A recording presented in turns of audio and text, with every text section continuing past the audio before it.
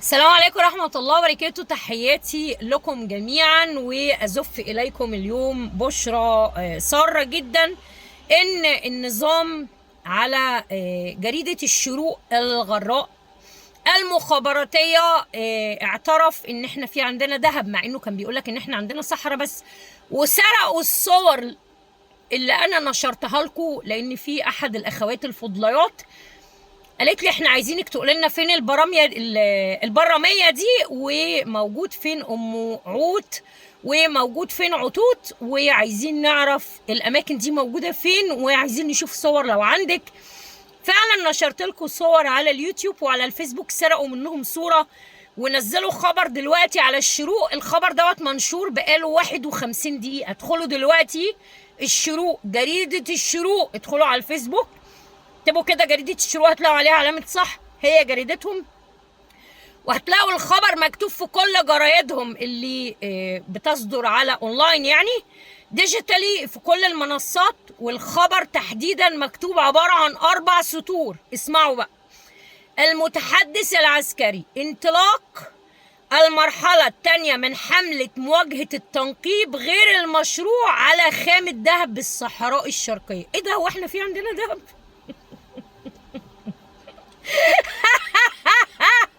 اي ضحكة شريرة متقطعة. يعني احنا طلع عندنا دهب، طب بتسرقوا الصورة اللي انا نشرها ليه؟ الصورة يا جماعة، ايه يا جماعة، ايه يا جماعة، اتفرجوا يا جماعة. يعني بتسرقوا ليه الصور اللي انا بجتهد وبجيبها وبيبعتها لي المصريين من جوه؟ مش عارفين تبعتوا حد يصور؟ ده انتوا عندكم درونز يا جماعة. في ايه يا جماعة؟ مش كده والله، مش كده بجد، يعني حاجة صعبة جدا. طيب الخبر بقى، ندخل بقى على متن الخبر يا جماعة علشان احنا محتاجين نقرأ الخبر، معلش، ونشوف هما كاتبين لنا هنا ايه. ما انا اصلي فراسة قوي. انت عارف يا بلوحتي، انا هقول لك حاجة بعد ما اقرا لهم الخبر، علشان ده انا عامله لك حتة سربرايز بكرة، ابطالها ولادك انت شخصيا. فانت بقى لو مستغني عنهم وعايزنا بقى نعمل اكسبوز لكل حاجة يا باشا، خلي الناس اللي في المعتقلات هم في المعتقلات. انا على فكرة مش قصدي على المخطوف الاسير البطل عيد الشاذلي، ولا المخطوف الاسير حسن الشاذلي اخواتي، ولا المخطوف الاسير البطل صبري الشاذلي ابن عمي. نو نو نو نو، انا قصدي ال 120 الف مصري.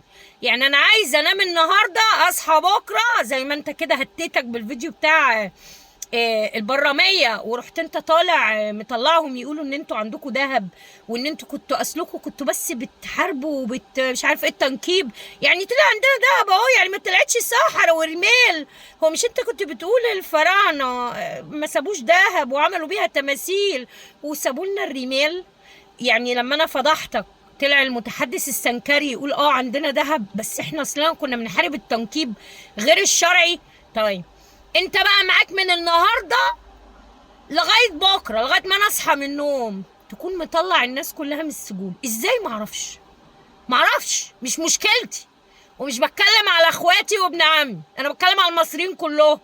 خلي بالك، عشان اقسم بالله في كميه ناس بعتلي صور ضباط في الامن الوطني في السراير مع النسوان، وبلاوي سودا على ابنك حوكه وعلى ابنك حسونه. انت بقى مستغني، انت حر، انت عارف انا مقطعك الصم البطاقه، ما عنديش مشكله خالص والله نوائي. بيقول لك بقى الخبر يا باشا: قال العميد اركان حرب احمد عثمان المتحدث السنكري انه في اطار الجهود المبذوله المستمره التي تبذلها عناصر انفاذ القانون.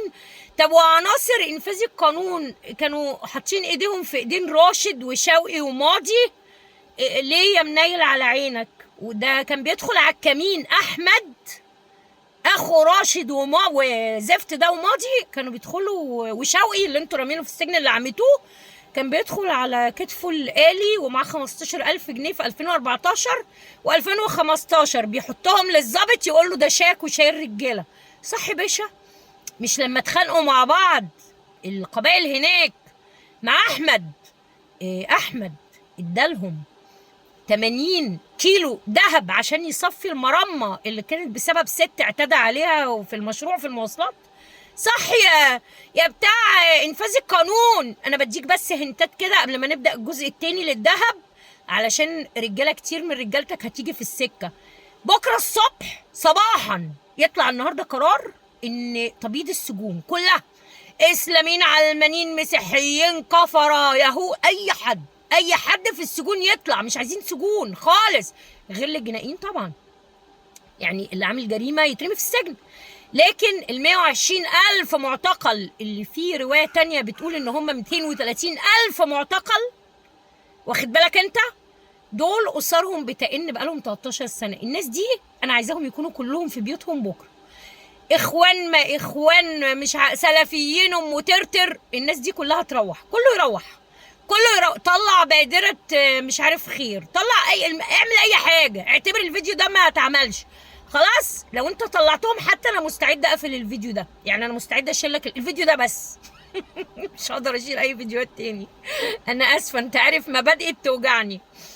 خلينا نكمل لهم بقى المقال، وانا عارفه ان انت مش هتنفذ اللي انا بقوله، وانا بقى هدوس معاك بنزين على اقصى سرعه، واخر الدواسه هجيبه معاك وهوريك انا.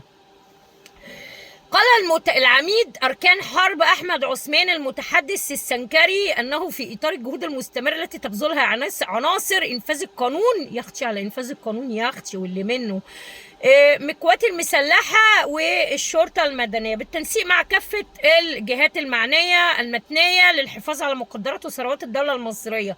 ده طلع الدولة المصرية في مقدرات اهو، الجماعة اللي ما كانوش مصدقين ان هي بمليارات المليارات بمليارات الأطنان، مش ملايين الأطنان. ده فيها لغ فيها يا جدعان، يا جدعان ده مدخلين الكيان معاهم شريك. طيب اسألوا نفسكم كده، مرسى علم بتتباع ليه؟ اسألوا نفسكم، روحوا اسألوا نفسكم، اسألوا نفسكم ايه اللي بيحصل في ادفو. وبعدين ده انا بقول لكم حاجات، روحوا دي بلدكم. هو انا بقول لكم هتسافروا على بلد تانية؟ ده هجرة شرعية داخل مصر.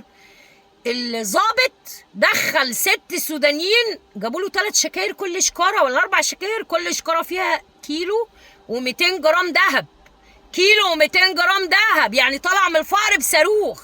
محدش فيكم محتاج يهاجر بره، بلدنا اهي مليانه خير. وخافوا اول ما انا اتكلمت في الموضوع بداوا ينشروا ويقولوا ويعترفوا ان في عندنا ذهب، مع انهم كانوا بيقولوا ما عندناش. سبحان الله.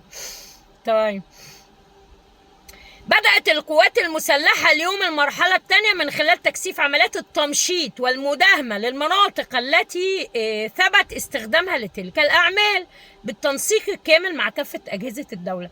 يبقى سلمني على أجهزة الدولة يبقى اللوحشي. أنا مستنية 8 الصبح الناس دي كلها تكون في بيوتها، وعارفة إن أنت مش هتعمل كده، وأنا بقى عارفة هعمل إيه بعد كده. خلاص يبقى اللوحشي، الناس اللي انت خاطفهم يا اخويا عشان الرأي يا اخويا يطلعوا يا اخويا. انت واخدهم ليه؟ انت واخدهم هتدفع قصادهم القصور، ملكة السماء، طيارات بقى والهيلمانات والمواكب وبتاع، وتبقى زي الكلب الجربان اللي اسمه بشار الاسد. عايز كده؟ استمر معايا بلوحتشي، وانت عارف يا بلوحتشي اللعب معايا بيجيب واوا. انا منى الشاذلي، انت فاهم صح؟ مش عارفني؟